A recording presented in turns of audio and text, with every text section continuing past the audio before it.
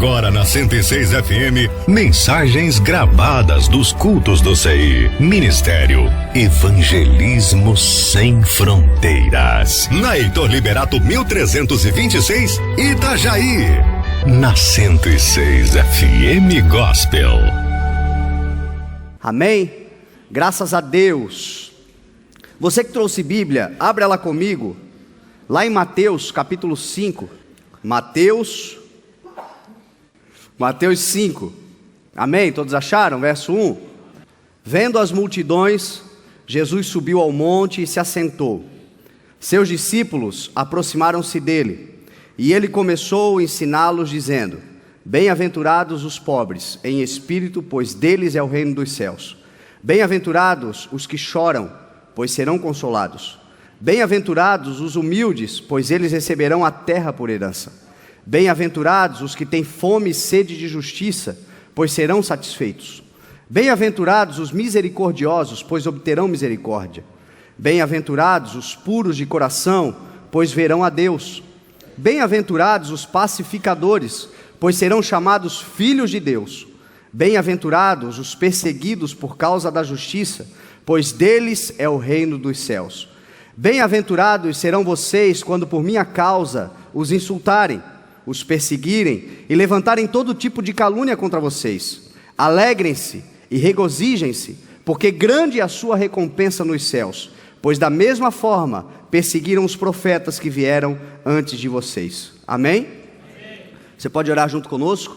Amado Espírito Santo, Pai, nós entregamos este momento sob o Teu controle, Pai. É o momento da Tua palavra, é o momento, Senhor, onde o Senhor fala conosco. Nós cremos, Pai, que a Tua palavra é o pão que desce dos céus, que nos alimenta, a água que nos mata a sede.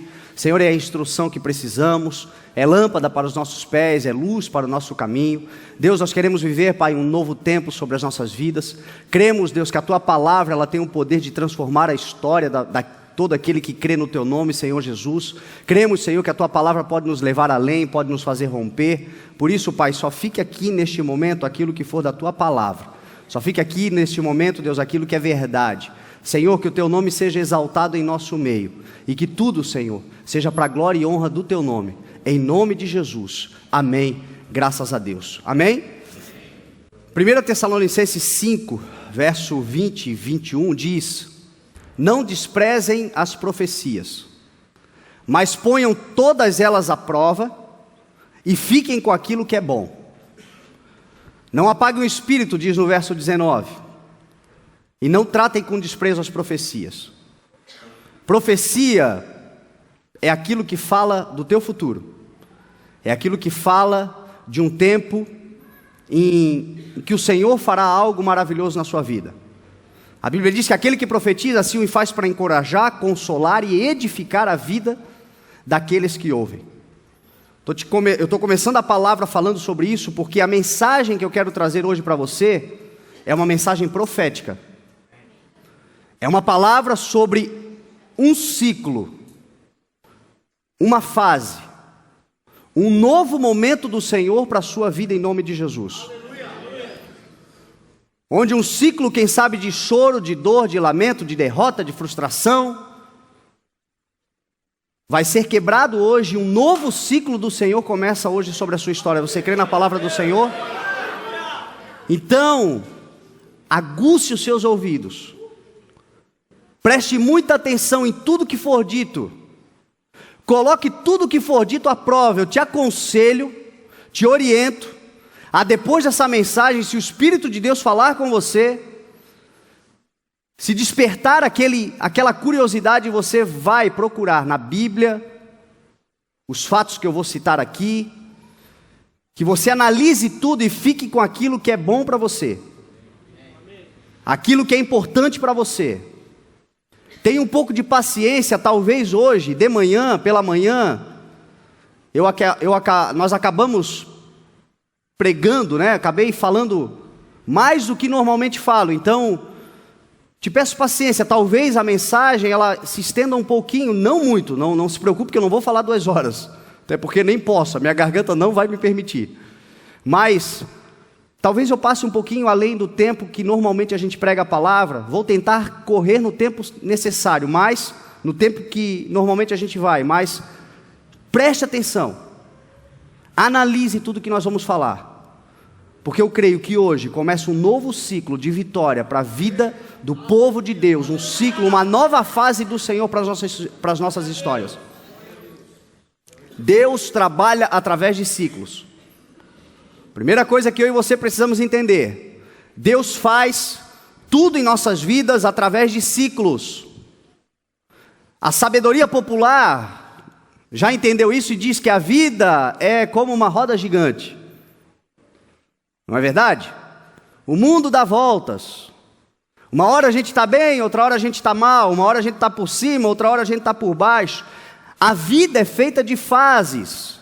E se você fizer uma rápida recapitulação aí da sua história, você vai ver que você teve momentos na sua vida, fases na sua vida. Algumas boas, algumas maravilhosas, outras nem tanto. E às vezes você nem entende o porquê. Às vezes você nem fez, porque normalmente a gente tende a achar que a fase ruim, ela é só por causa de consequências de coisas ruins. Mas o tempo e o acaso afetam a tudo e a todos. Às vezes nós estamos caminhando muito bem, felizes e contentes, e uma intempérie da vida, uma circunstância, como Jesus Cristo falou, que os ventos vêm, que as chuvas caem, que os rios transbordam, e isso acontece mesmo sobre a vida daquele que tem a casa fundamentada na rocha. A garantia é que quando vier você não vai cair, mas vem, o dia mau ele acontece. As fases, Deus trabalha através de ciclos na nossa vida. Quando o Senhor criou os céus e a terra, no quarto dia, diz a Bíblia que o Senhor disse: haja luminares, que servirão para separar o dia e a noite. E esses luminares servirão para sinais, e para marcar as estações, os dias e os anos. A lua, o sol. A lua marca as estações. A vida é feita de estações. O nosso ano, temos aí pelo menos 4 estações: verão, inverno, outono e primavera. A vida da gente, espiritualmente falando, emocionalmente falando, também passa por essas estações. Tem épocas da nossa vida que vem aquela friaca do inverno, né? Aquele frio, às vezes na vida espiritual, querendo buscar ao Senhor, mas bate uma frieza, um desânimo.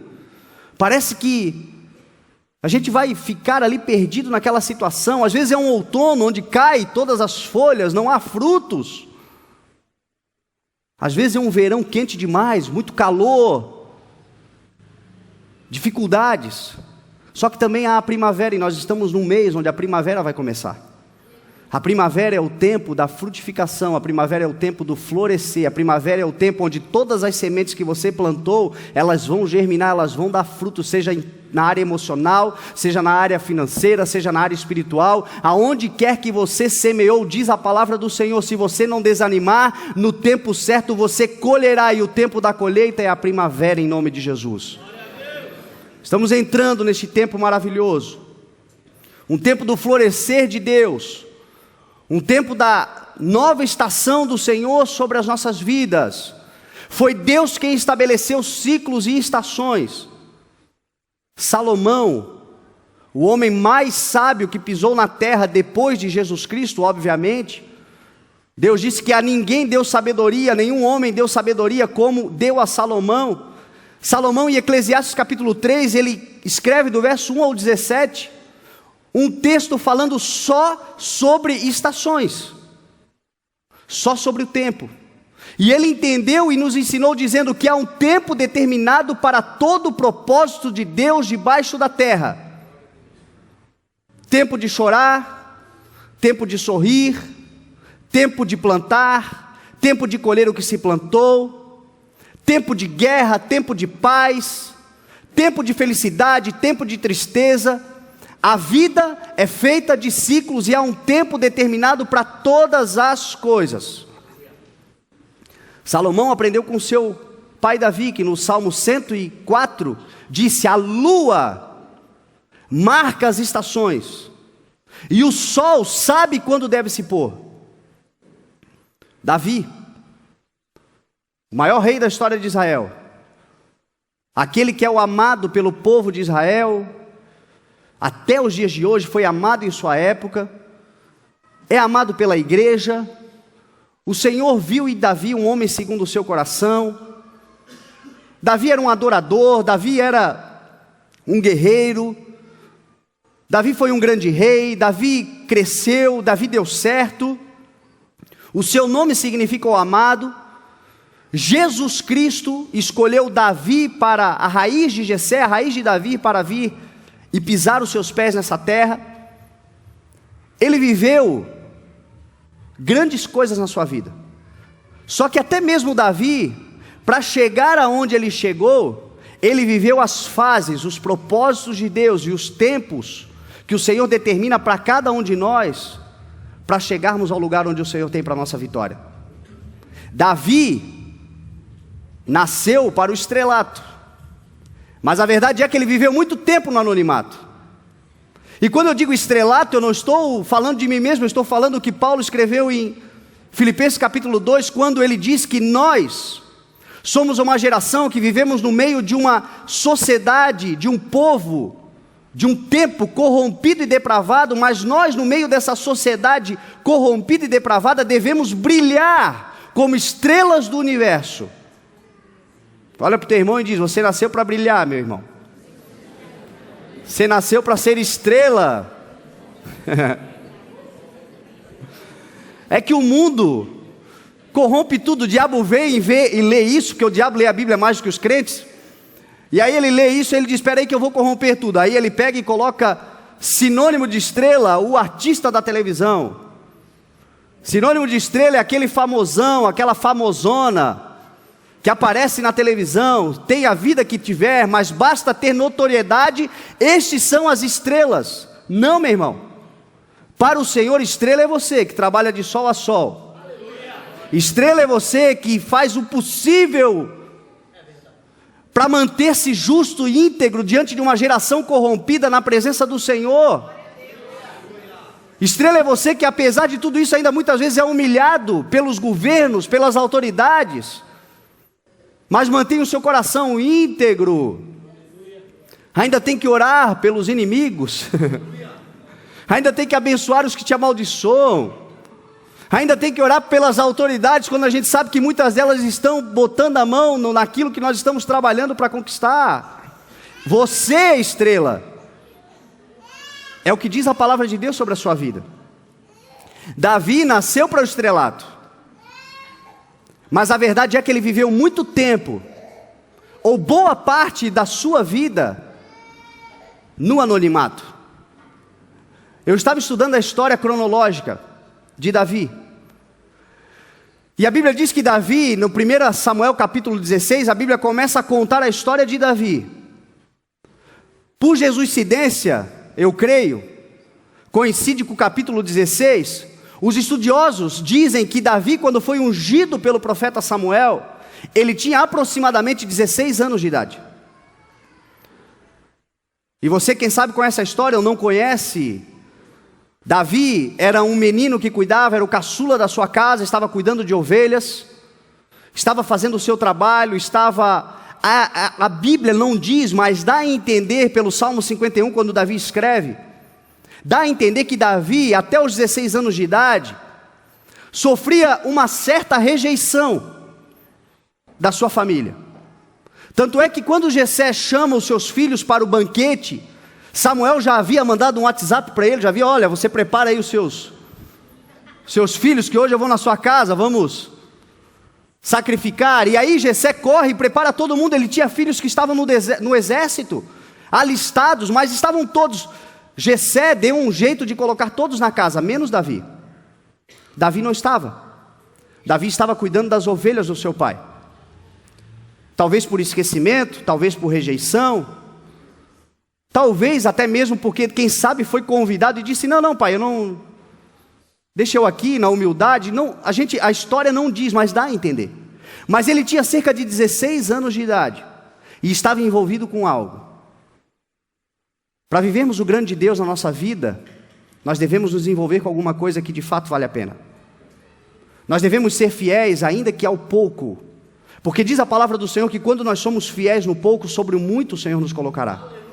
A Bíblia diz que Davi, ele era alguém que cuidava de poucas ovelhas, não era rico, era poucas ovelhas, mas ele estava lá cuidando de poucas ovelhas, e o Senhor olhou para Samuel e falou: Samuel, você está olhando para a aparência, eu não vejo o que o homem vê, eu olho para o coração, portanto nenhum deles eu escolhi, o que eu escolhi ainda não chegou. E aí Samuel olha para Jessé e diz: tem por acaso algum outro? Aí Jessé diz: eu tenho sim, um caçula. Quem sabe um dos motivos de Jessé não ter chamado Davi, é porque ele era o caçula, e na sociedade, na cultura, quem tinha direito, ou quem possivelmente poderia ser rei da nação, era o primogênito e jamais o caçula. Só que Deus olha para o coração, Deus não olha para a tua ordem de chegada. Às vezes você está preocupado porque a ordem de chegada, onde você está, você chegou em último lugar. Às vezes é na igreja, às vezes é num trabalho, às vezes é em algo que o Senhor está te colocando. Você diz: eu cheguei em último lugar, quando é que vai chegar a minha vez? O Senhor Jesus te diz: os últimos serão os primeiros. Simplesmente mantenha o teu coração fiel àquilo que o Senhor já te deu. Ele tinha cerca de 16 anos, e aí ele foi ungido rei de Israel, recebeu uma unção profética: você será rei de Israel. Agora eu te pergunto, mudou alguma coisa? Quem conhece a história de Davi? Mudou alguma coisa? Exteriormente falando, materialmente falando, aparentemente falando, não mudou nada. Porque Davi saiu dali e foi cuidar novamente das ovelhas do seu pai. Meu irmão, o grandioso de Deus, a grande revolução que o Senhor faz na tua vida não começa do lado de fora, começa do lado de dentro.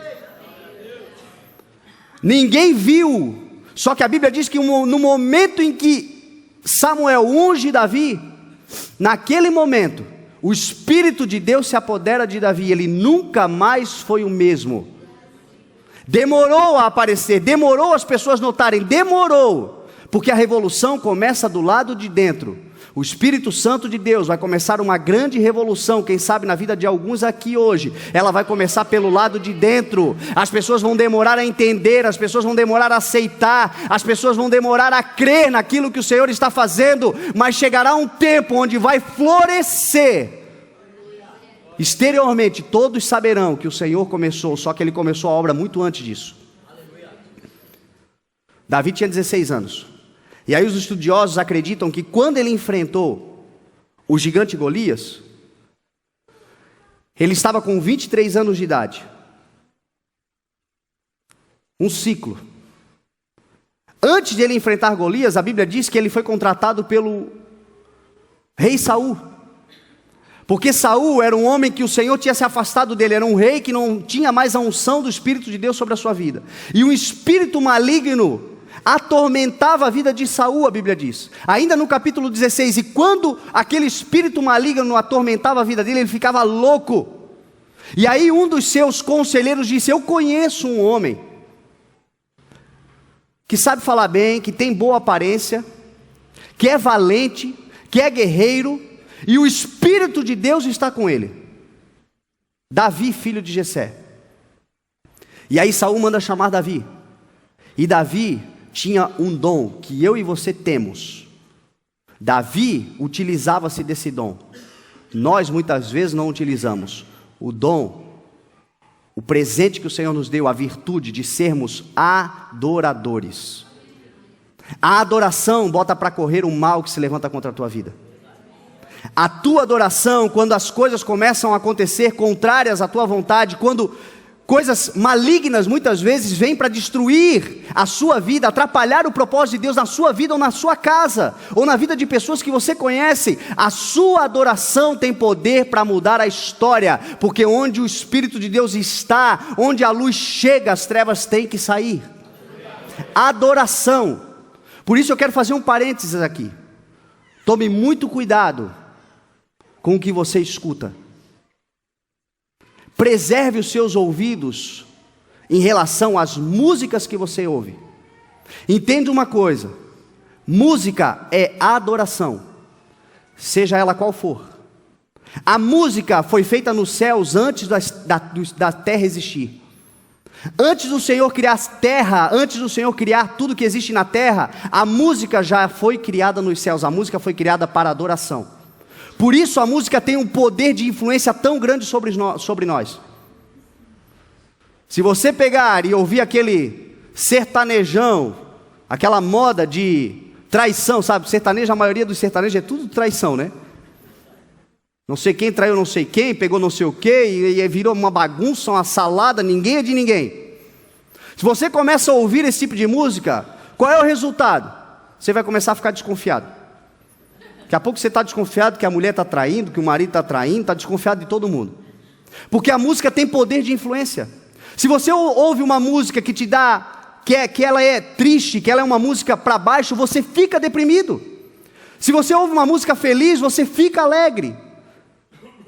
Quanto mais se você ouvir músicas que adorem e exaltem o nome do Senhor Jesus Cristo, que morreu por você, que mudou a sua vida, crie um ambiente de adoração aonde você está. Os males vão ser colocados para fora. Ouça músicas que adorem e que edifiquem a sua fé e que adorem o nome do Senhor Jesus, que te façam crescer nele.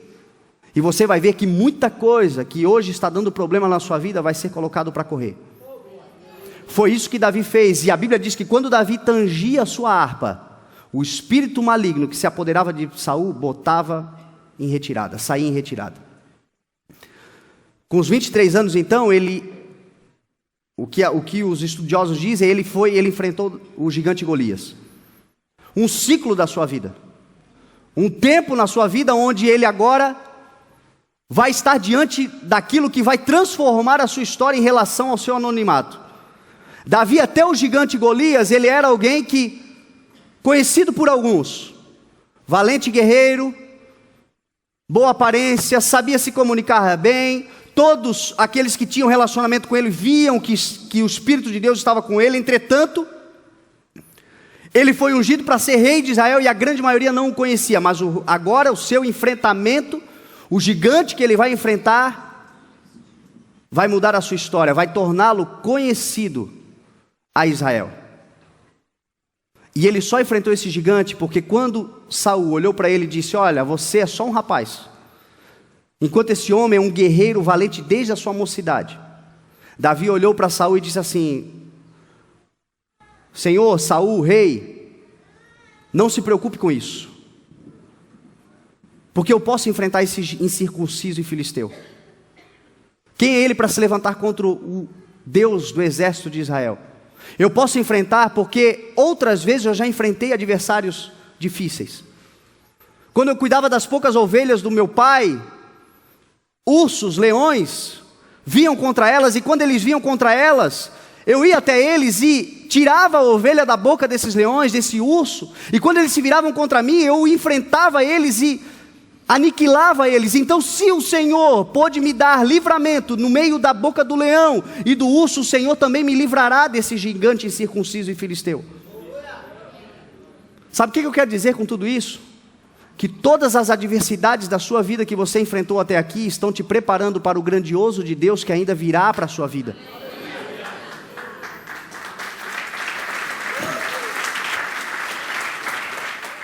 Por isso a gente tem que parar de murmurar. O nosso coração precisa parar com isso. Porque quando a gente olha para a história do povo de Israel, o povo que o Senhor tirou do Egito, e nós olhamos para eles e ficamos analisando e dizendo: meu Deus do céu, como é que pode? O Senhor fez as maravilhas que fez no Egito, mostrou o seu poder, o seu sobrenatural, atuando naquilo que é físico, e todos eles viam o sobrenatural de Deus. De repente eles estão no meio de um deserto com o mar na frente, os inimigos atrás, e o Senhor abre o mar vermelho. Isso não é conto, isso não é fábula, isso é verdade, isso que aconteceu. E eles passaram com os pés enxutos, diz a Bíblia, e quando o faraó foi passar, o mar se fechou, e eles todos viram a mão de Deus lhes protegendo. Receberam maná, receberam cordonizes. A Bíblia diz que as suas roupas não se gastaram por 40 anos, os seus sapatos não se consumiram. O Senhor estava com eles de dia com uma nuvem que os protegia do calor, e à noite com uma coluna de fogo que os protegia do frio no deserto. Deus manifestando o tempo inteiro o seu amor e a sua glória. Só que a Bíblia diz que em todas as necessidades que surgiam, eles murmuravam, eles reclamavam. E nós? Será que nós não somos diferentes? Será que nós não somos iguais? Será que somos diferentes? Eu creio que não. Muitas vezes a gente está murmurando por dificuldades que a gente tem. Só que se nós pararmos 30 segundos para refletir na nossa vida, nós vamos observar e ver que nenhuma dificuldade que nós estamos vivendo no momento é maior do que todas as outras coisas que o Senhor já fez por nós até aqui.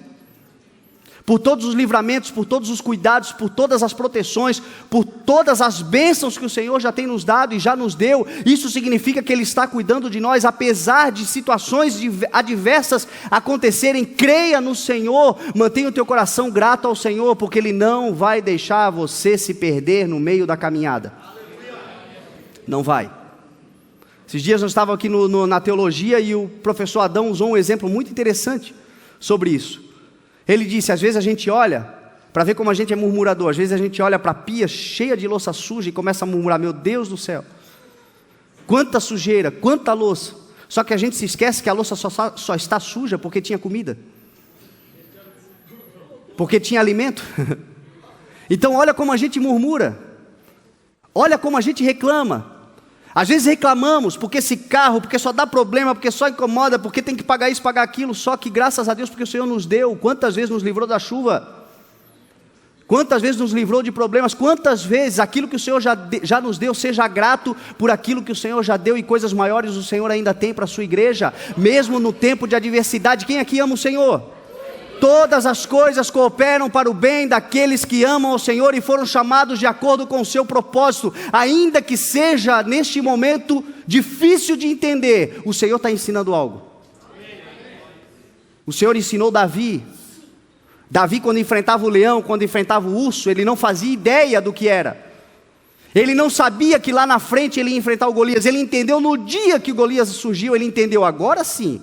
Eu entendi por que o Senhor permitiu aquele leão, por que o Senhor permitiu aquele urso. Eu estava lá cuidando das ovelhas, eu sou fiel ao meu pai, eu sou fiel ao Senhor, eu estou cuidando das coisas, e de repente, Senhor, por que tantas adversidades vêm contra mim? O Senhor está te forjando para te formar um valente guerreiro, um profeta na sua geração, um homem, uma mulher cheia do Espírito Santo de Deus, com coragem, com ousadia, com intrepidez, para romper barreiras em nome de Jesus. Davi entendeu isso, ele tinha 23 anos. Um ciclo. E aí agora ele começa, depois que ele fez isso, a inveja do próprio rei Saul se despertou contra ele. E os estudiosos, aí a Bíblia mesmo diz, que Davi assumiu o reinado de Israel com 30 anos de idade. Então dos 23 aos 30 anos ele teve que fugir agora. Com promessa de ser rei, com unção de ser rei, fugindo do rei de Israel. Mas com 30 anos o Senhor estabelece o início da sua promessa. E o Senhor coloca Davi como rei de Hebrom. Ficou rei da tribo de Judá por 7 anos. Com 37 anos, Davi unifica o reino de Israel. Todas as tribos, ele se torna rei de todas as tribos de Israel aos 37 anos de idade. E a Bíblia diz, em 1 Crônicas 29, que Davi governou Israel por 40 anos, 7 anos em Hebrom e 33 anos em todo Israel. O tempo de adversidade de Davi girou em torno de 14 anos. O que eu quero falar com tudo isso? O tempo da paz, o tempo do grandioso de Deus, o tempo da promessa ser estabelecida do Senhor sobre a sua vida, será muito maior do que todo o tempo de dor que você já teve até hoje. Por mais que você esteja reclamando porque já está há um certo tempo aí, quem sabe há alguns anos, quem sabe uma boa parte da sua vida vivendo dias de choro, dias de dores, dias de frustrações, dias de perseguições, dias de injustiça. Hoje começa um novo ciclo do Senhor para a sua vida. Se você crê, você toma posse dessa palavra. Uma nova etapa do Senhor, e o tempo da felicidade será muito maior, a ponto de você olhar para trás e nem se lembrar mais, nem reconhecer que foi tanto tempo assim. Sabe o que o Senhor está gerando em você? Um fruto. O Senhor está gerando em você algo maravilhoso. O Senhor está gerando, e toda a gestação, no final dela, provoca dores de parto. As dores de parto é a evidência de que algo maravilhoso vai nascer. Talvez essa seja a sua realidade hoje. Você já está vivendo as últimas agonias, achando que vai morrer. Não, meu irmão. É um nascimento, é um novo nascimento, é um novo tempo, é as dores de parto para algo maravilhoso que o Senhor está estabelecendo e começa a estabelecer na sua vida hoje. Só entenda que Deus trabalha por fases. Deus trabalha através de ciclos. Outro que entendeu muito bem sobre os ciclos do Senhor foi José.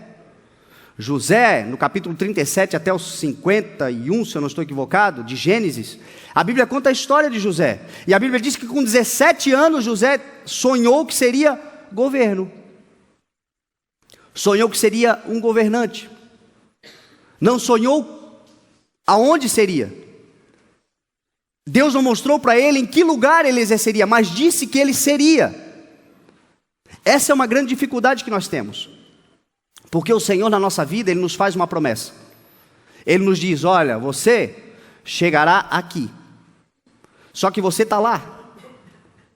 E aí você recebe a promessa que você vai chegar lá. E você toma posse dela. O problema é que entre lá e lá tem o caminho. E o caminho o Senhor não revela. O meio da caminhada o Senhor não revela. Por quê? Porque o Senhor quer que nós aprendamos a depender totalmente dEle. O meu justo vive pela fé, diz a palavra do Senhor, e viver pela fé é crer no invisível.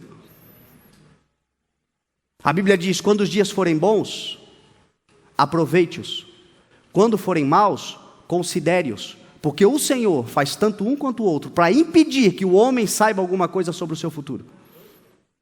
E o que a gente quer? A gente quer saber o que vai acontecer aqui no futuro. A gente precisa saber o que vai acontecer amanhã. Você precisa crer plenamente na promessa que o Senhor fez. A promessa, ela fala do fim.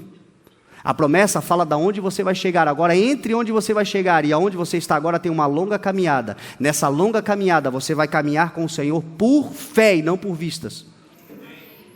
Crendo que aquele que prometeu é fiel para cumprir. Crendo que aquele que dele se aproxima é abençoado por ele. Crendo que aquele que nele está protegido sob as suas asas. Crendo que aquele que nele está encontra descanso para a sua alma. Crendo por fé,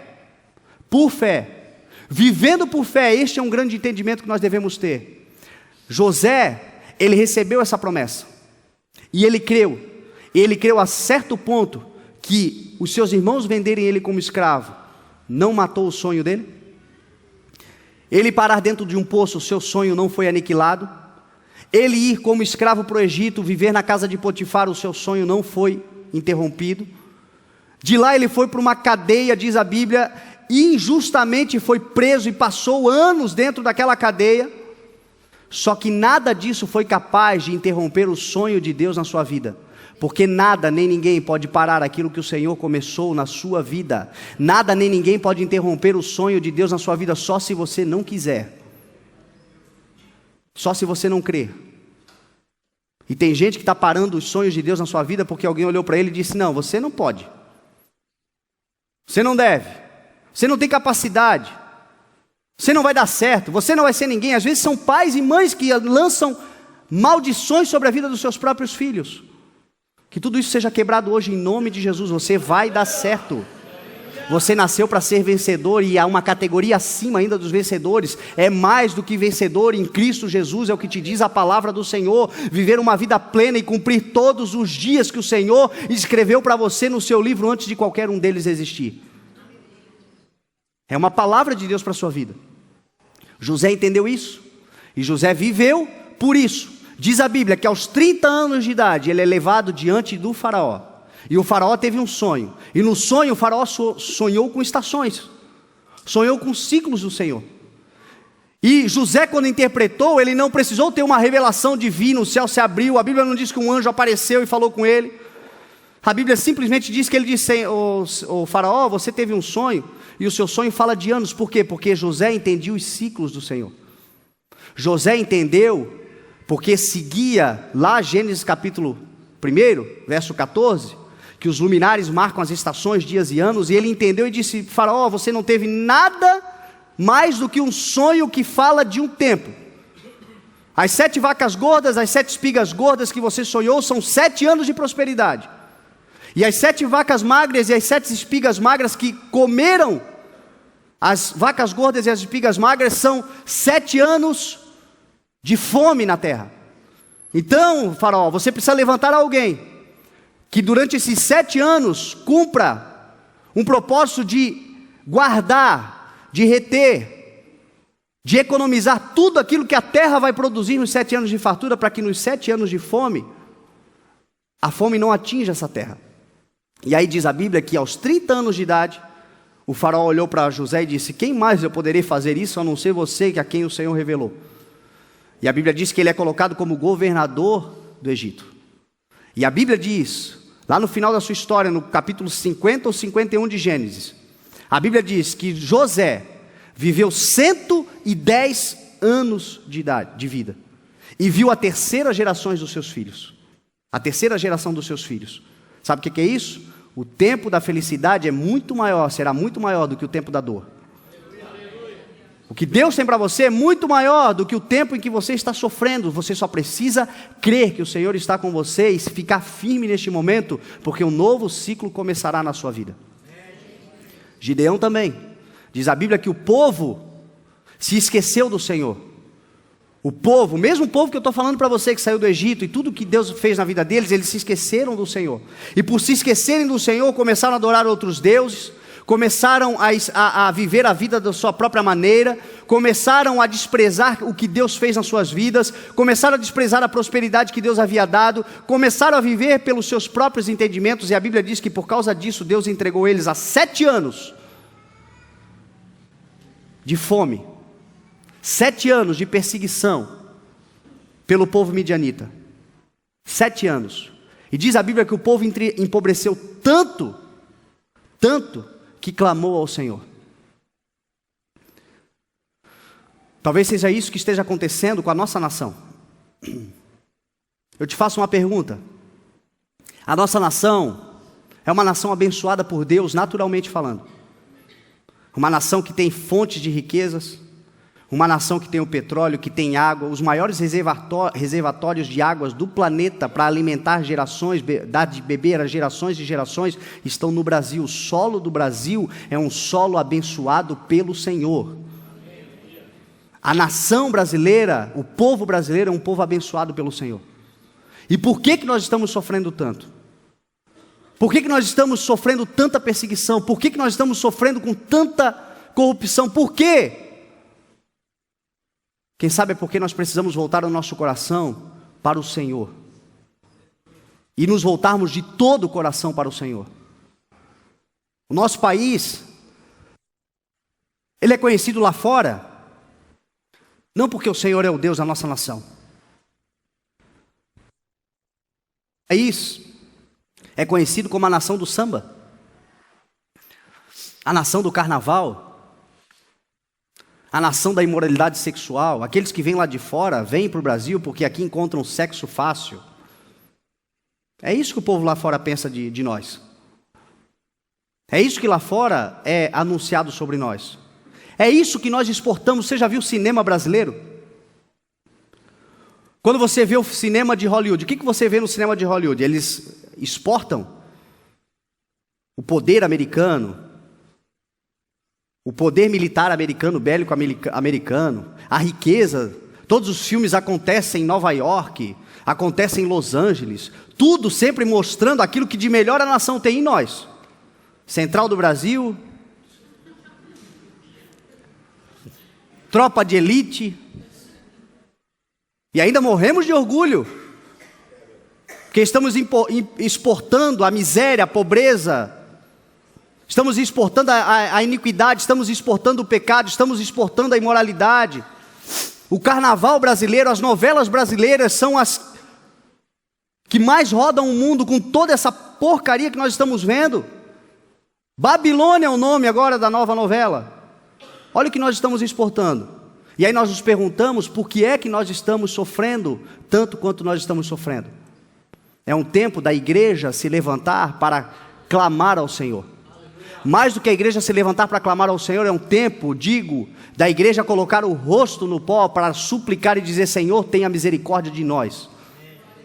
Tenha misericórdia da nossa nação. Tenha misericórdia do nosso povo. Deus olha para nós e muda a nossa história. Quando a igreja de fato fizer isso, diz a palavra do Senhor que todas as autoridades são constituídas por Deus. Se nós estamos orando e o Senhor não está mudando as autoridades, pelo contrário, a coisa está piorando, quem sabe Deus está usando as autoridades para mudar a igreja. Mudar o coração do povo, fazer o povo voltar-se para o Senhor. Foi isso que aconteceu lá em Juízes 6, quando o povo estava clamando de tanto que empobreceu porque se afastou do Senhor, lembrou-se do Senhor. Aí lembrou-se: Senhor, o Senhor dos nossos antepassados, o Senhor que nos livrou do cativeiro, agora nós estamos voltando para a escravidão. E aí Deus levantou uma pessoa, Gideão. E a Bíblia diz que quando Deus levantou Gideão, Gideão estava malhando trigo num tanque de prensar uvas. Ou seja, fazendo um trabalho diferente, num lugar diferente, ou seja, se adaptando à crise. Nem coisa de brasileiro, né? Momento de crise, momento de dificuldade, surgem ideias para a gente poder atravessar a dificuldade. Às vezes temos uma profissão, às vezes temos uma formação, mas de repente nos pegamos fazendo outra coisa para poder sobreviver. Ideias que o Senhor nos dá, meu irmão, é ideias que o Senhor te dá para você não sucumbir no meio da crise. Gideão estava malhando trigo num tanque de prensar uvas. Essa semana, ontem, eu estava vendo uma matéria de um menino, de uma família, de cristãos. O linguajar da mãe era uma linguagem, um vocabulário de crente. Sabe como é que é crente quando fala, né? E a mãe dando entrevista na televisão, porque a repórter achou o menino na rua vendendo com o seu pai, com uma bicicletinha, brigadeiro gourmet, em Tubarão. E a ideia do menino, Deus deu a ele quando ele foi a São Paulo visitar o seu pai. O seu pai estava lá em São Paulo tentando trabalhar, a família dividida. E ele foi visitar o seu pai em São Paulo. E quando ele estava lá em São Paulo, ele teve vontade de comer um doce. E ele não conseguiu achar o doce, e aí ele teve uma ideia. Um menino de 9 anos, 10 anos de idade. Quando nós chegarmos em Tubarão, nós vamos solucionar esse problema. O que será das soluções sem os problemas? Não existiria solução se não existisse um problema. Às vezes o problema que Deus coloca na sua vida é para você buscar uma solução, e essa solução vai te fazer se livrar desse problema e ser um solucionador de problemas de outros. Lucrar com isso, ganhar com isso, crescer com isso num tempo de crise, porque quem tem que ter medo da crise é quem é ímpio, quem é infiel, quem é injusto. O povo de Deus, no meio da crise, será protegido pelo Senhor, ainda que o Senhor dê ideias malucas, para que você possa viver esse tempo onde você estará longe dos grandes problemas. Deus deu a isso aquele menino, coração puro. Por isso que a Bíblia diz que nós devemos ser como crianças se nós queremos entrar no reino dos céus. O pai estava afligido pelos problemas. O pai estava sendo engolido pela crise. E aí Deus olhou para aquela família e viu no menino um coração a quem ele poderia falar, um coração puro que confia em Deus. E aí aquele menino teve a ideia e eles começaram a vender brigadeiro gourmet com uma bicicleta na cidade. Deus é tão bom que o custo que Deus deu para eles foi baixo. E aí ele disse que a caixinha que eles vendem custa R$8 com 4 brigadeiros. Eles vendem em média 50 caixinhas por dia, trabalham 6 dias por semana. Faz as contas aí. Quase R$9.000 estão ganhando por causa de uma ideia que Deus deu a um menino. É difícil, é diferente, no meio da crise, mas estão ganhando dinheiro. E aí o que mais me chamou a atenção foi que quando a repórter olhou para aquele menino, ela perguntou para ele assim: quando você crescer, o que você quer ser? Ele de pronto respondeu: quero ser presidente da república. O meu voto ele terá, pode ter certeza. Empreendedor, vou fazer uma faculdade de ciência, de engenharia e vou ser presidente da república, um menino com 10 anos de idade, morando em Tubarão, sonhando alto, e eu creio que foi o Senhor que colocou o sonho no coração dele. Quem sabe daqui 30, 40 anos nós vamos ver um menino sendo presidente da república, e quem sabe você se lembra do dia de hoje. Porque é assim que o Senhor trabalha. Gideão foi levantado pelo Senhor, Deus olhou para ele e disse: valente guerreiro. O cara estava escondido, malhando trigo num tanque de prensar uvas, escondido com medo dos midianitas, e Deus olhou para ele e disse: você é valente, você é guerreiro. Você é valente, você é guerreiro, não é porque você fala mais alto do que os outros, não é porque você não tem medo do amanhã, mas é porque você não desiste no meio das tribulações, no meio das adversidades. Você tem um coração de quem é forte, de quem é corajoso, de quem diz: eu não vou me entregar, eu vou permanecer trabalhando, eu vou permanecer me envolvendo, eu vou fazer com todas as minhas forças aquilo que está nas minhas mãos, e eu sei que uma hora o Senhor vai mudar a minha história. Estes são os valentes guerreiros, que no meio dessas crises que nós estamos vivendo não vão se entregar. Aqui está uma igreja de valentes e guerreiros. Chegará um tempo que o Senhor vai te tirar dessa situação e vai te colocar num lugar alto. Deus fez isso com Gideão, Deus viu isso em Gideão, e a Bíblia diz que durante toda a vida de Gideão, por 40 anos, a terra desfrutou de paz. Mais uma vez aqui, a Bíblia nos falando sobre ciclos, sobre etapas, sobre fases da nossa vida, onde o Senhor, de tempos em tempos, vem e muda a nossa história. Eu marquei bem essa questão de ciclos para você perceber como Deus trabalha através de fases. Quero fazer uma pergunta para você. Quem aqui já ouviu falar de Shemitah? Quem aqui? Por favor, me ajudem. Quem aqui? Quem nunca ouviu falar de Shemitah? Peraí, tem gente que não está me ouvindo então. Quem nunca ouviu falar de Shemitah? Se manifesta aí, povo de Deus, amém? A grande maioria nunca ouviu falar de Shemitah. O que é o Shemitah? Shemitah significa remissão, significa restituição. Shemitah era o ano, quando o Senhor tirou o povo de Israel, o Senhor estabeleceu para eles ciclos, etapas. O Senhor estabeleceu para eles o Shabá, por exemplo, que aquele povo deveria trabalhar 6 dias, e no 7º dia eles deveriam descansar. Todo animal, todo ser humano e todo animal que movesse a terra, que trabalhasse, deveria descansar naquele dia para poder restabelecer as suas forças e voltar ao trabalho na próxima semana. O Shemitah era algo semelhante, só que era o ano do descanso da terra. Deus estabeleceu que a terra deveria ser lavrada por 6 anos. Por 6 anos o povo de Israel trabalharia na terra, plantaria, colheria, era um povo que vivia praticamente da agricultura. Então eles trabalhariam na terra, plantando, cultivando a terra, colhendo os frutos da terra. Porém no 7º ano, eles deveriam parar toda a produção e não poderiam fazer nem lavrar a terra, e deveriam viver única e exclusivamente com tudo que a terra produzisse, tão somente com aquilo que a terra produzisse. Era um ano onde eles também deveriam abrir as porteiras das suas terras, para que o órfão, para que a viúva, para que o necessitado, para que todos os pobres que haviam na terra, pudessem comer livremente daquilo que a terra produzisse. Era um ano onde a terra, apesar de ter os seus donos, não pertencia a ninguém. Por que o Senhor estabeleceu isso? Porque desde o início, desde o princípio, o Senhor sempre esperou que o seu povo confiasse totalmente nele. O Senhor espera que você e eu confiemos totalmente nele. Por isso Deus estabeleceu, aquele povo estava trabalhando, estava prosperando, mas a riqueza, o poder, o dinheiro, muitas vezes causam em nós autossuficiência. Muitos de nós ainda não recebemos as grandiosidades que o Senhor tem para a nossa vida, porque nós ainda tratamos tudo como se fosse nosso. E nada do que nós temos é nosso, tudo pertence ao Senhor. Nós somos servos do Senhor nessa terra. Nós somos aqueles que trabalhamos para aquele que é dono de todas as coisas. Nós somos aqueles que o Senhor nos permite usufruir dá todas as bênçãos, Ele nos derrama a bênção, só que tudo que temos pertence ao Senhor.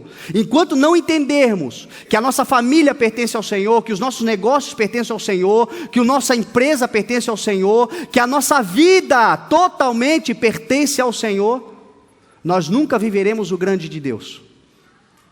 Existe um ensinamento que o povo judeu passa de geração em geração para os seus filhos, e foi um dos motivos pelo qual Jesus quase morreu. Jesus em João 7, 8, ele quase morreu, ele quase foi apedrejado, porque ele disse no meio do povo judeu o quê?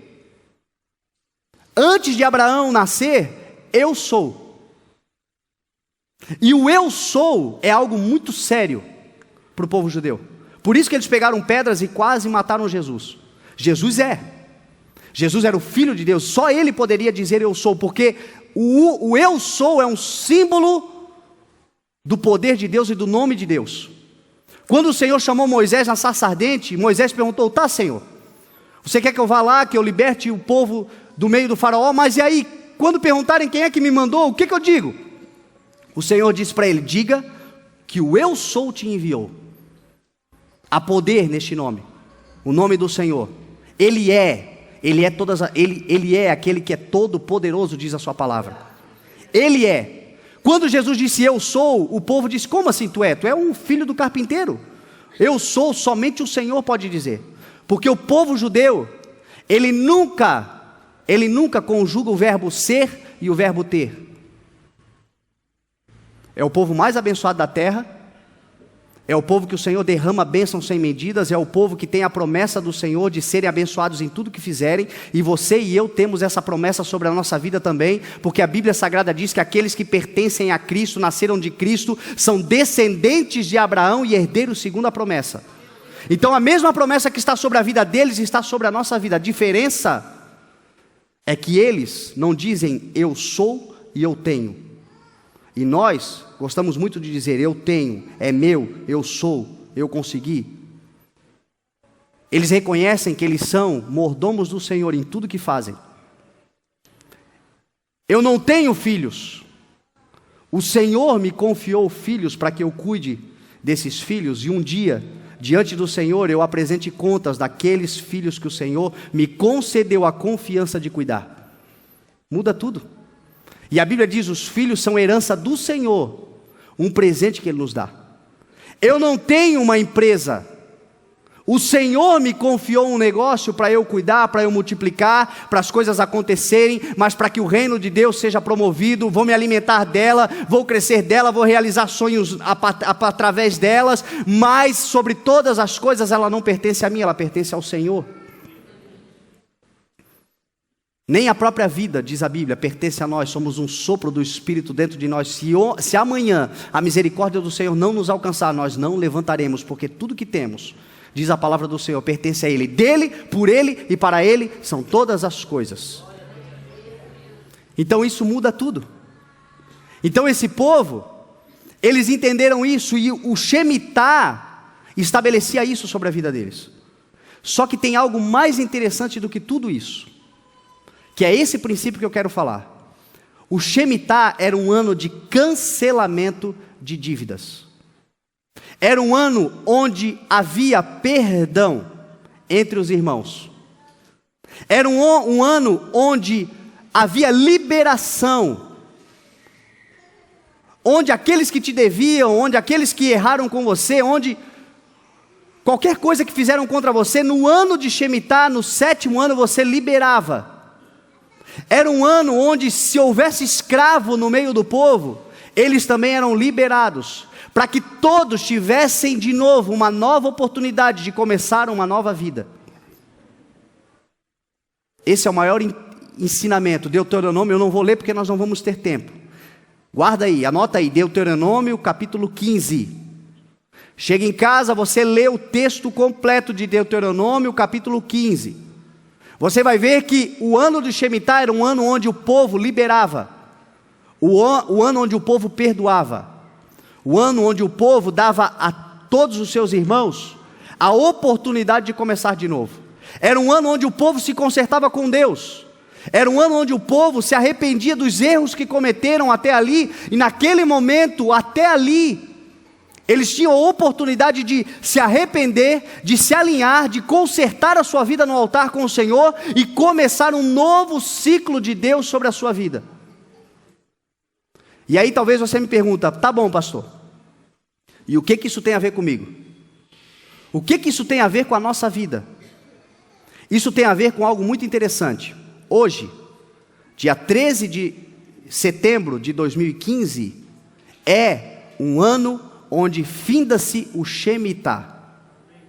Hoje é um ano onde o ano do calendário judeu chega ao final e começa um novo ciclo, um novo ano sobre o povo. Por que é que nós temos tanta dificuldade de entender o propósito de Deus e de viver a promessa do Senhor? Você já se parou para pensar? Que nós temos dificuldade de entender o tempo de Deus na nossa vida? O tempo de Deus, a promessa do Senhor, o tempo em que o Senhor vai estabelecer as coisas. Não conseguimos entender os propósitos do Senhor, porque Deus não muda. Nós queremos mudar o Senhor, nós queremos colocar Deus dentro de uma caixinha, mas Deus não muda. O Senhor continua sendo o mesmo. Lembra que eu falei para você que em Gênesis 1, verso 14, a Bíblia diz que o Senhor disse: haja luminares para separar o dia e a terra, o dia e a noite, e os luminares darão sinais e marcarão as estações, dias e anos. O povo judeu hoje é o único povo que segue o calendário lunisolar, o calendário de Deus. Por isso que o ano novo deles começa em setembro. Eles estão no ano 5.770 e pouco. Nós estamos no ano 2015.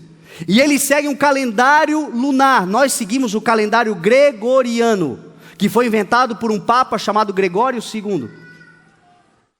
E esse calendário mudou completamente a forma de nós entendermos os propósitos e as fases do Senhor na nossa vida, porque nós queremos que o Senhor se manifeste na nossa vida pela nossa agenda.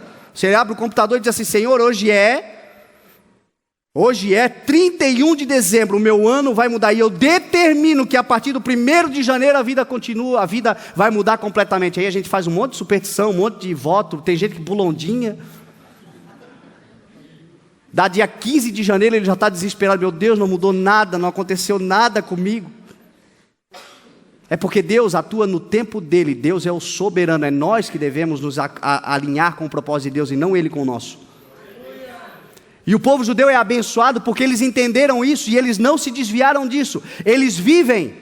Jesus Cristo, em Lucas 21, ele disse que um dos sinais da sua volta, ele disse: olhem para os céus, olhem para as estrelas, olhem para a lua, haverá sinais no sol, na lua e nas estrelas, e na terra os homens estarão em perplexidade por causa do bramido e da agitação do mar. O que são esses tsunamis? E aí Jesus disse: olhem também para as estrelas, olhem para os céus, olhem para a lua, olhem para o sol, porque eles serão sinais que determinarão, que mostrarão que o meu dia se aproxima. Joel capítulo 2, verso 31, Joel disse que haverá sinais. Atos 2, Pedro ele repete essa profecia, mas foi Joel quem profetizou dizendo que o sol se tornaria em trevas e a lua em sangue antes do grande e temível dia do Senhor. Do que Joel estava falando? De eclipses. Sol em trevas, um eclipse solar. Lua em sangue, eclipse lunar. Quando há um eclipse lunar, a lua fica avermelhada. Esse ano nós teremos a tétrade, nesse ano de Shemitah. Tivemos o ano passado 2, no meio um eclipse solar, e esse ano mais 2, e a última lua de sangue neste ano vai acontecer no dia 28 de setembro. E todas as 4 luas de sangue puderam ser vistas única e exclusivamente em Jerusalém. Será que Deus está querendo dizer alguma coisa? Diz o Senhor Jesus que quando nós começarmos a ver os sinais, é para nós levantarmos a nossa cabeça, porque a nossa redenção se aproxima. É tempo de nós nos colocarmos na presença do Senhor, é tempo de nós consertarmos a nossa vida com o Senhor, é tempo de nós alinharmos a nossa vida com o propósito de Deus. O que você está dizendo? Que o Senhor Jesus vai voltar amanhã, vai voltar essa semana? Ninguém sabe dia, ninguém sabe hora, diz a palavra do Senhor, mas os sinais estão aí. Pode ser hoje, pode ser daqui 50 anos, pode ser daqui 40 anos, eu não sei, até porque a Bíblia diz que 1000 anos para nós é como um dia para o Senhor. Agora os sinais estão aí. E se o Senhor não voltar, o que saberemos nós, o que sabemos nós sobre o nosso amanhã? Os sinais estão aí, é tempo de a igreja se arrepender. Foi a mensagem que Jesus pregou, foi a mensagem que João Batista pregou e foi a mensagem que ele ensinou a nós pregarmos. Arrependam-se, pois o reino de Deus está próximo. Os sinais estão surgindo na terra. Jesus falou sobre os sinais. A terra é estabelecida os propósitos de Deus através desses luminares, desses sinais, desse calendário que Deus estabeleceu e não o calendário que a gente segue. Por isso que nós não conseguimos viver. O povo entendeu isso. E aí eu te pergunto, isso tem influência sobre a nossa vida? Tem. Existe um rabino que se converteu ao Evangelho, reconheceu que Jesus Cristo é o Messias. E este rabino, quando ele se converteu, conhecedor de todos os princípios de Deus, do caráter de como Deus é, ele começou a cruzar as informações a partir de Jesus Cristo para ver os acontecimentos na terra. E as coisas que aconteciam na terra, ele descobriu que tudo que tem acontecido na terra nos últimos tempos tem a ver com o ano de Shemitah. Vou pegar aqui para você rapidamente, só aqui da nossa história moderna, 1945, ano de Shemitah, no dia 7 de setembro, dia 29 de Elul, o último dia do ano de Shemitah, acaba-se a Segunda Guerra Mundial. O exército dos aliados marcham em Berlim, colocando fim na Segunda Guerra Mundial. Naquele dia, a nação americana ela é levantada na terra como uma superpotência. Transforma-se no grande poder econômico e bélico que hoje nós vemos e que já foi muito maior e está caindo, e nós vamos saber por quê. Mas eles se levantaram naquele dia como uma superpotência. Por que isso aconteceu? O que diz a Bíblia acerca de Abraão? Quando o Senhor chama Abraão em Gênesis capítulo 12, o que o Senhor diz para Abraão? Abençoarei os que te abençoarem. Durante todo o holocausto, durante toda a Segunda Guerra, durante todo o martírio que o povo judeu sofreu na Segunda Guerra Mundial, a nação americana se levantou como uma nação que deu asilo, proteção ao povo judeu. Eu estava vendo a população de judeus na terra, ela só não é maior nos Estados Unidos do que na própria nação de Israel. Tem 5 milhões e 600 mil em Israel e 5 milhões e 400 mil nos Estados Unidos. O resto tudo espalhado pelo mundo. No Brasil tem 110 mil. A Bíblia diz, abençoarei os que te abençoarem. Por causa daquilo, o Senhor começou a derramar bênção sobre aquela nação. Aquela nação se tornou uma superpotência, só que aquela nação caiu num erro. Quando ela começou a ser abençoada, quando ela começou a receber a virtude do Senhor, começou a andar contra os princípios da palavra do Senhor. Em 1972, porque o Shemitah ele vai de setembro a setembro, 72 e 73. Em 1973... os Estados Unidos sofrem a primeira grande derrota militar da sua história. Perderam, foram envergonhados, humilhados e botados para correr para fora de um paizinho pequenininho que até hoje ninguém entende como é que o Vietnã foi capaz de destruir todo o poder bélico dos Estados Unidos. Em 1973, eles sofreram essa derrota porque o Congresso Nacional em janeiro aprovou a lei do aborto que estava desde 1970 sendo discutida. Quando o povo começa a se voltar contra os princípios de Deus, quando o povo começa a se esquecer do Criador, daquele que o abençoa, o povo começa a cair em dificuldade.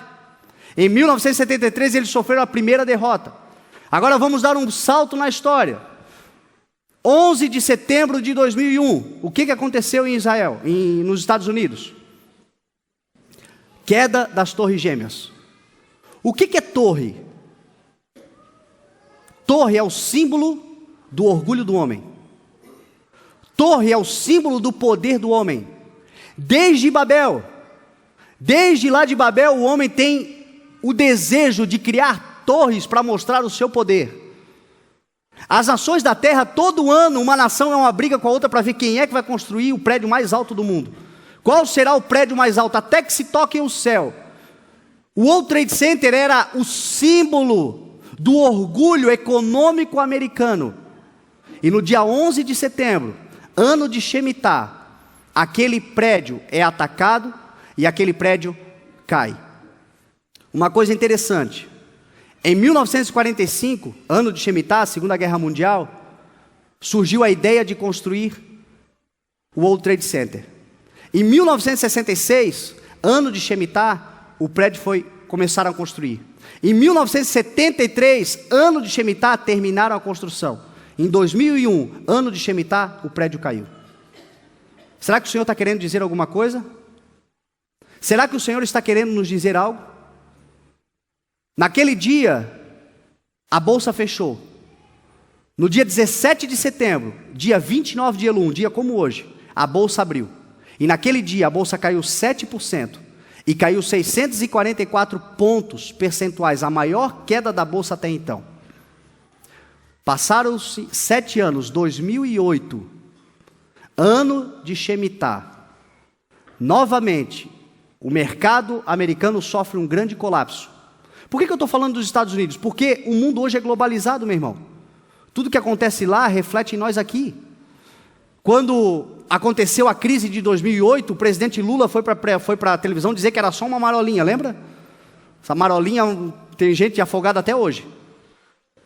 Em 2008, a bolsa caiu outros 7%, e naquele dia, a bolsa caiu 777 pontos percentuais, por causa de um plano econômico que era de 70 bilhões de dólares que o governo americano não quis bancar.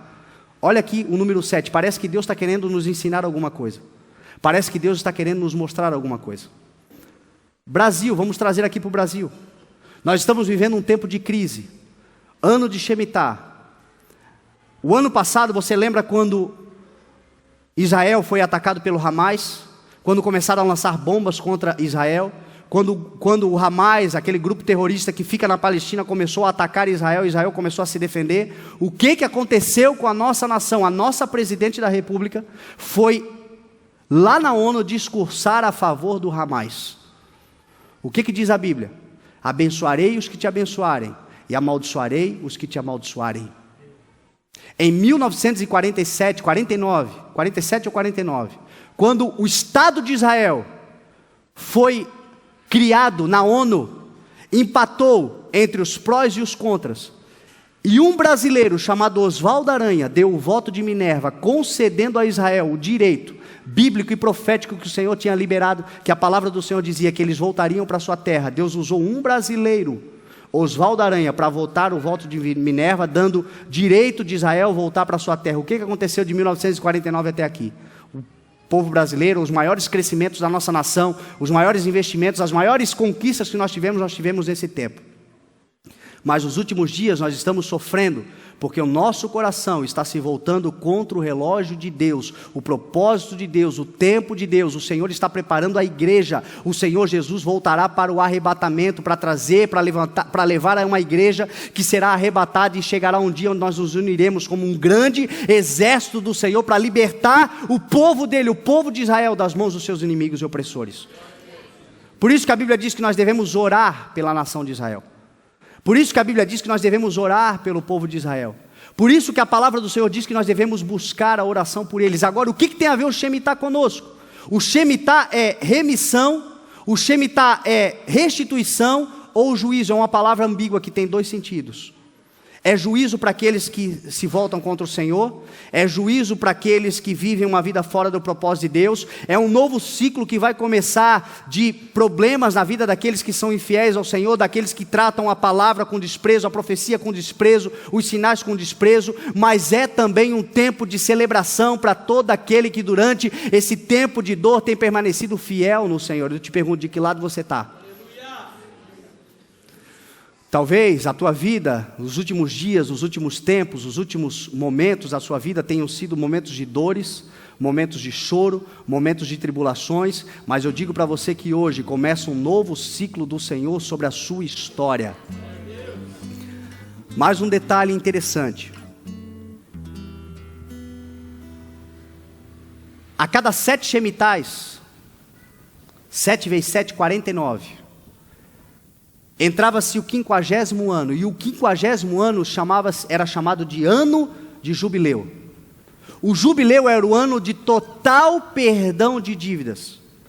Sabe o que significava o jubileu? O jubileu era o tempo onde tudo aquilo que havia sido roubado ou perdido por um mau negócio realizado, quem sabe pelo teu avô, pelo teu pai, pelas pessoas que vieram antes de você na tua geração, qualquer mau negócio que havia acontecido no ano do jubileu, toda a terra que você perdeu era restituída para a sua vida. Por que o Senhor fazia isso? Porque o Senhor não queria pobres no meio da terra. Porque o Senhor não queria que o povo fosse escravo. O Senhor criou você e eu para sermos livres. O Senhor nos criou para nós termos uma terra. Se nós temos que plantar e colher, nós precisamos de um lugar para plantar e para colher. E o diabo tem roubado a terra do povo de Deus. Erros que nós mesmos cometemos, que os nossos pais cometeram, que pessoas cometem ao longo da caminhada, muitas vezes nos prejudicam e nos tiram a terra que nós precisamos ter para lançar as sementes que o Senhor nos dá. Então o ano do jubileu era o ano onde o Senhor devolvia a terra, onde havia uma transferência novamente de riqueza, onde aquele que tinha perdido tudo tinha a oportunidade de começar novamente. Agora, só para te dar mais um sinal, só mais um detalhe. Hoje é o 7º Shemitah de 7 anos. Amanhã começa o ano do jubileu. Sabe o que é isso? Restauração daquilo que você perdeu. Restituição daquilo que foi roubado. Você é filho do Senhor, você é filha do Senhor, você é herdeiro da promessa que o Senhor fez a Abraão. Você pertence ao Senhor Jesus Cristo. Tudo que te roubaram será restituído.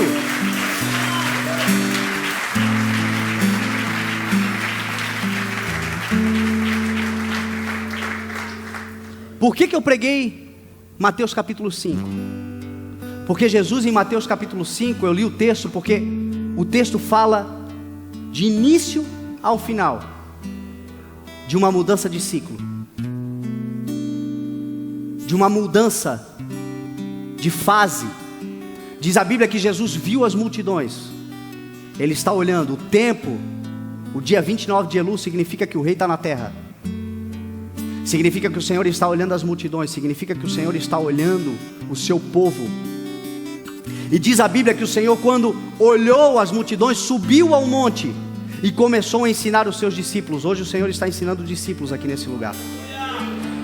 O Espírito de Deus está dando conhecimento. Cresçam no conhecimento e na graça, diz o Senhor. O povo perece por falta de conhecimento. Conheçam o Senhor e prossigam em conhecer ao Senhor, e você vai começar a viver as coisas grandiosas do Senhor. É um tempo de a igreja buscar mais do que bênçãos, intimidade, presença do Senhor na sua vida. Bênçãos, crescimento, prosperidade é consequência na vida daquele que serve o Senhor, que busca a intimidade acima de todas as coisas, que busca a presença. A Bíblia diz que aqueles que são fiéis e obedientes, as bênçãos do Senhor vêm sobre e acompanham. Não é você que corre atrás, é ela que corre atrás de você. É o Senhor que te abençoa, porque o Senhor abençoa aquele que é íntimo dele. Jesus sobe nos montes, diz a Bíblia, sobe ao monte. E aqui está um ensinamento. Se você quiser viver um novo tempo de Deus na sua vida, e o novo tempo começa hoje, é hora de você sair da mesmice. É hora de você subir um nível. É dia hoje de você determinar: hoje eu não vou mais viver nesse nível medíocre de fé que eu estou vivendo, nesse nível medíocre de intimidade com o Senhor que eu estou vivendo, nesse nível de incredulidade que é maior do que a minha fé. Chega disso. Hoje é um dia onde eu vou tomar uma postura de subir um nível, porque o Senhor está no alto. O salmista no Salmo 121 disse: de onde me virá o socorro? Ergo os meus olhos para o monte, me pergunto: de onde me vem o socorro? O meu socorro vem do Senhor que fez os céus e a terra. Saia da mediocridade, saia das rodas de bate-boca, saia dos problemas baixos, saia dos problemas pequenos, saia dessa luta muitas vezes desenfreadas por coisas pequenas, que hoje é dia, hoje é uma noite de você liberar, esquecer, perdoar.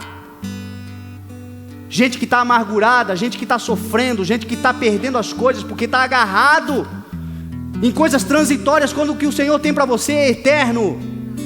Suba o nível, dê um passo além, aonde o Senhor está, diz a Bíblia.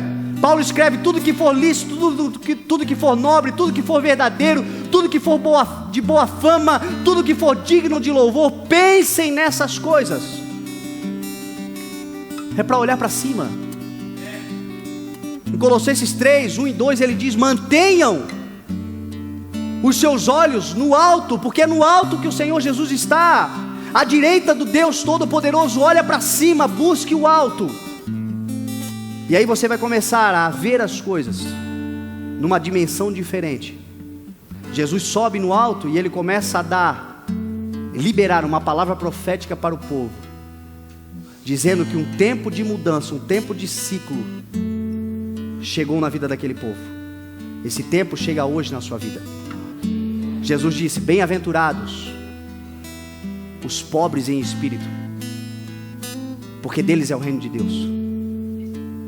Bem-aventurado você que manteve durante todo esse tempo de choro, quem sabe, de dor, quem sabe, de tribulação, quem sabe, a consciência de que você não pode muita coisa, que você não pode quase nada, mas você pode todas as coisas naquele que te fortalece. Você que nesse tempo não se deixou corromper pelos seus dons. Você que entendeu que mesmo que pecou, se arrependeu, bem-aventurado é você, porque entendeu que rico é o Espírito de Deus na sua vida e não você. Bem-aventurados os que choram, porque eles serão consolados. Olha a mudança de ciclo. Você que com lágrimas semeou, com alegria você voltará a colher os seus feixes, diz a palavra do Senhor. O choro, disse o Senhor, pode durar uma noite, mas a alegria ela vem pela manhã. Até mesmo o choro foi algo que o Senhor te deu para você manter-se limpo, porque o choro é um princípio que o Senhor estabeleceu para limpar a nossa alma. Tem gente que não consegue chorar, que não consegue colocar para fora as suas emoções, está envenenado por dentro, está amargurado, está sufocado. Mas você que por muitas vezes chorou, quem sabe, por alguém, quem sabe por filhos, quem sabe por relacionamentos que não deu certo, quem sabe por negócios que você perdeu, mas mesmo no choro você olhava para cima e dizia: Senhor, eu confio em você, no Senhor. Bem-aventurados os que choram, porque serão consolados. O tempo do consolo chegou.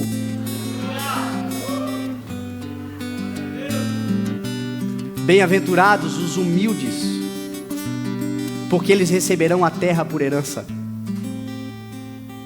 Bem-aventurados aqueles que se lembram que são terra, porque a terra será dada a eles. Quantas perseguições, quantas calúnias, quantas injustiças, quantas dores, quantos sapos atravessados você precisou engolir por obediência ao Senhor, porque você um dia foi lá e leu: abençoem os que vos perseguem, orem pelos seus inimigos. Se o seu inimigo tiver fome dele de comer, tiver sede dele de beber. E aí a tua carne dizia: não, não é assim, no mundo é olho por olho, é dente por dente, eu vou me vingar. Mas aí você decidiu ser humilde, se humilhar.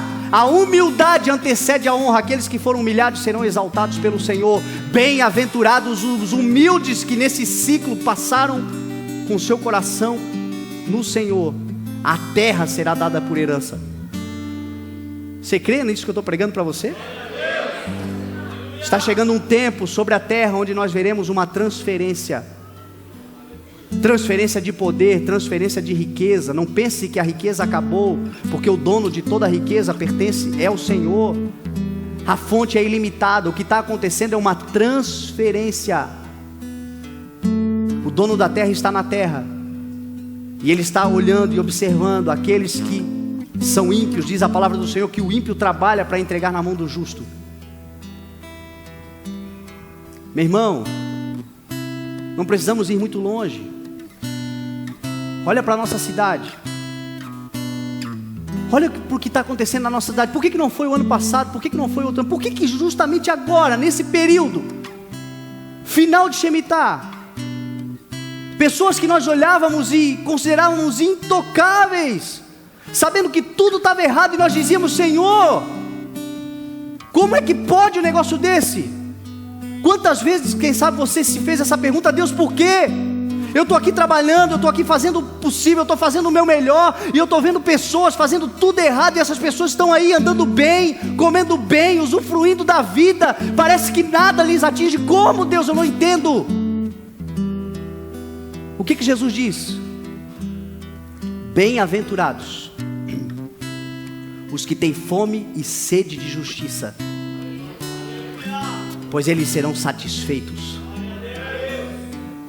Bem-aventurado você que, diante de toda a corrupção do mundo, decidiu não se contaminar com o mundo. Bem-aventurado você que, diante de todos os males que estão acontecendo, você permaneceu por fidelidade, por temor e tremor à palavra do Senhor, justo e íntegro durante esse período. Você será satisfeito, diz a palavra de Deus.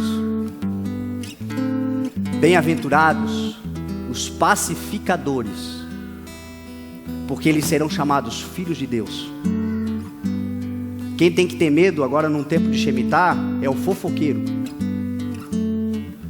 é o caluniador. Você já reparou que lá fora o pessoal diz que o mês de agosto é o mês do desgosto? Você já reparou que lá fora o pessoal diz que essa época do ano é um tempo difícil de as coisas acontecerem, é o mês do azar, tem gente que nem gosta. Você já viu que em agosto ninguém casa? Povo supersticioso. Por quê? Porque é ano de juízo, é tempo de acerto de contas. Só deve temer quem vive todo errado, mas quem está no Senhor é um tempo de celebração, porque o novo de Deus começa na sua vida. É a primavera do Senhor, aquilo que você plantou começar a frutificar, a florescer sobre a sua vida. Bem-aventurados os pacificadores, que quando o couro estava comendo, você chegou lá para apagar o fogo. Bem-aventurados aqueles que dentro da igreja não entram em roda de fofoca. É noite de arrependimento. Se restou ainda o mínimo de sensatez, é noite de quebrar o orgulho. Porque talvez você me diga: pastor, eu vivi todo errado até aqui, o que vai ser de mim a partir de amanhã? Diz a palavra do Senhor que a misericórdia triunfa sobre o juízo. O amor de Deus é tão grande que o Senhor te trouxe aos 45 minutos do segundo tempo para mudar a tua história e restabelecer a promessa dele na sua vida. É a graça, é o favor imerecido que ninguém entende. Eu já vi Jesus mudar completamente a vida de alguém na destruição para o paraíso, o ladrão da cruz. Tirou da destruição, da condenação, da morte eterna para o paraíso. Inaugurou o paraíso com aquele cara. Eu já vi o Senhor mudar decreto. Ezequias, o Senhor olha para ele e diz: acerta a tua vida, porque você vai morrer. Ele se prostra, ele se arrepende, ele se quebranta, ele joga fora o orgulho. Ele diz ao Senhor: Senhor, te lembra de mim, tenha misericórdia de mim, Deus. Eu não quero ir agora, eu não quero perder agora. E o Senhor olha para ele e diz: então eu vou mudar o decreto, eu vou te acrescentar mais 15 anos. E mais do que isso, nesses 15 anos você terá paz e será liberto de todos os teus inimigos. O Senhor pode mudar um decreto hoje. Talvez hoje seja noite de arrependimento. Pessoas que se levantam para caluniar pessoas, falam mal da igreja, falam mal de pastor, falam mal de irmãos.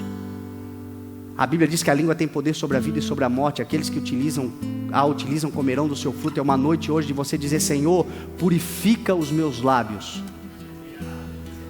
Senhor, muda a minha linguagem, muda o meu vocabulário. Jesus Cristo disse: em meu nome vocês falarão novas línguas. É um tempo de um novo vocabulário do Senhor para a tua vida. Bem-aventurados os misericordiosos, porque eles obterão misericórdia. Tem coisas na vida, meu irmão, que o dinheiro jamais comprará.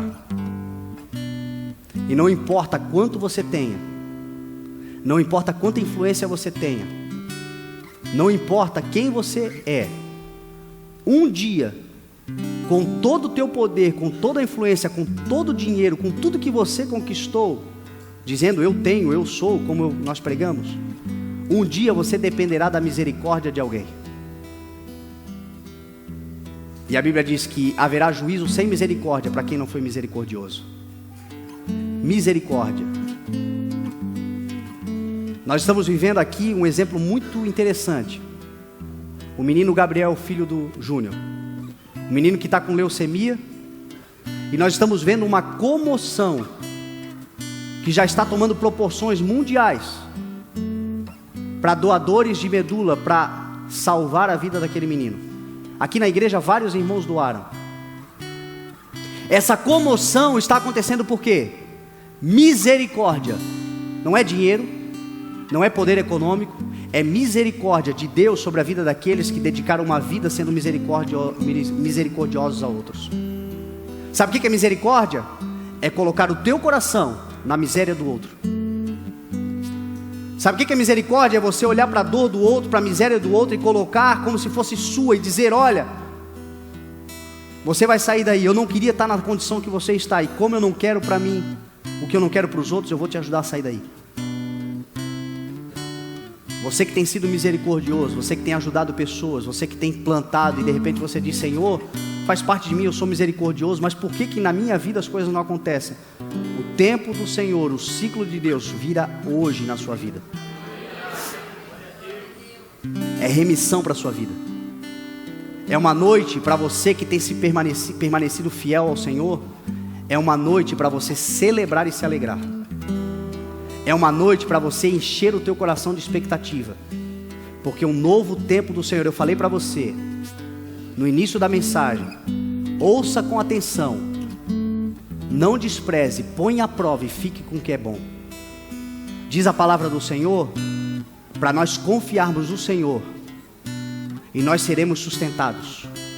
Confiarmos nos profetas que o Senhor levanta, e nós obteremos a vitória.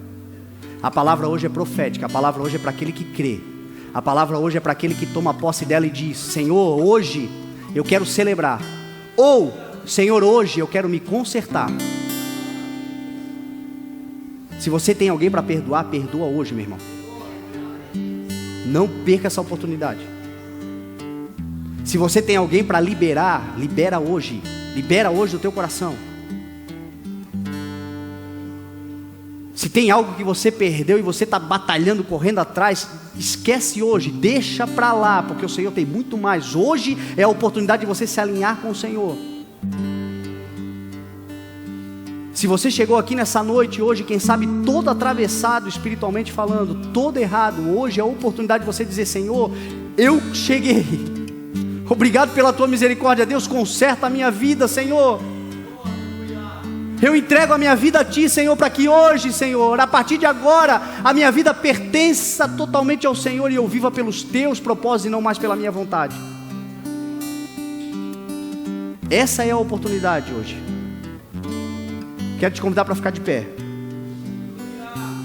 Eu falei que eu ia pregar um pouco além, então eu peço perdão, mas eu creio que é uma palavra de instrução para mudar os próximos anos da nossa vida. Você crê em nome de Jesus? Então não vamos apressar, o Espírito de Deus tem liberdade aonde Ele está.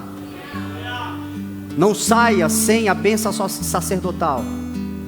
Não saia sem que o culto acabe, porque grandes coisas o Senhor ainda está fazendo. Nós vamos entrar no momento de adoração e eu quero que você que está aqui nessa noite, e você diz: Senhor, eu quero me consertar. Senhor, eu quero perdoar. Senhor, eu quero liberar. Senhor, eu quero começar a viver um novo ciclo na minha vida. Ou você está aqui neste lugar hoje e você diz: Senhor, obrigado porque até aqui o Senhor me ajudou. Obrigado porque até aqui o Senhor cuidou de mim. Deus, hoje eu entendi, Pai, que um novo ciclo, eu vi, Senhor, eu entendi que uma nova etapa virá e o Senhor está comigo e grandes coisas acontecerão na minha vida a partir de agora.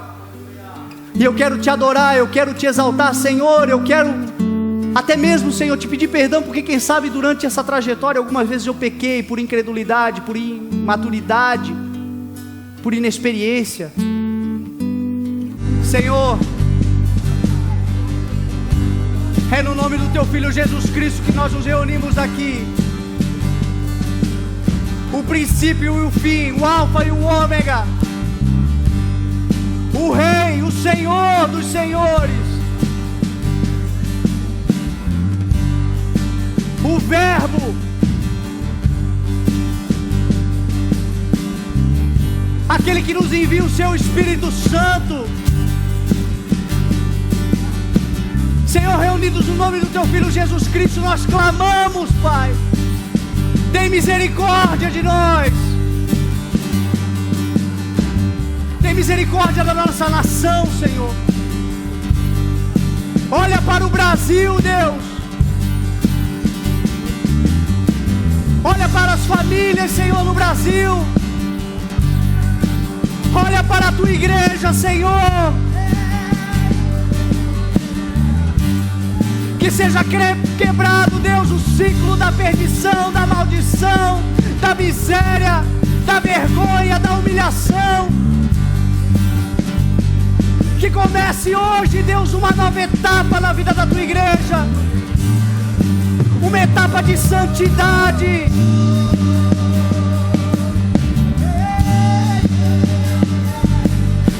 uma etapa de intimidade com o Senhor, uma etapa onde a presença é mais importante do que as coisas.